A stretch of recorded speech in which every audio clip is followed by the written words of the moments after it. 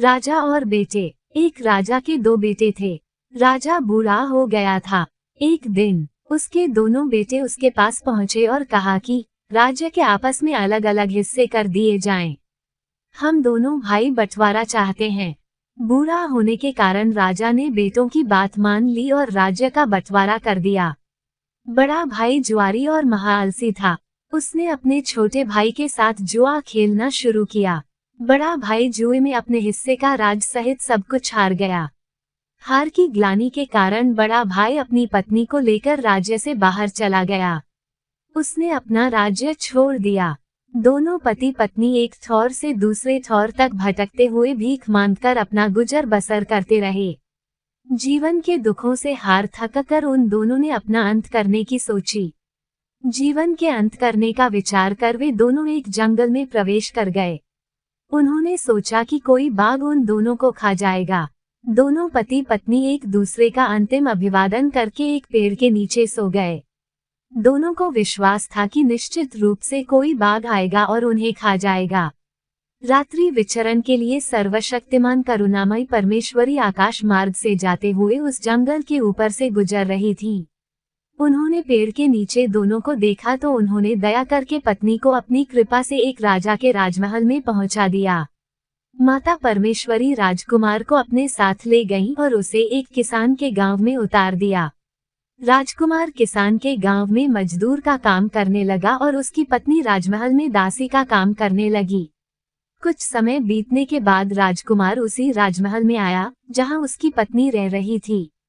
राजा से निवेदन करके राजकुमार ने अपने लिए काम मांगा तो राजा ने उसे अपनी अश्वशाला में अश्वपाल के रूप में नियुक्त कर लिया।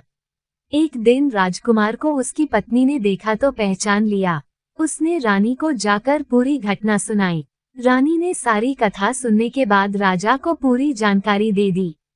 राजा परखना चाहता था कि क्या सचमुच दोनों पति पत्नी हैं और किसी राज परिवार के हैं। राजा ने अश्वशाला के सारे अश्वपालों को बुलाया और कहा कि जाओ, तुम सब अलग अलग भात बनाकर मेरे पास लेकर आओ।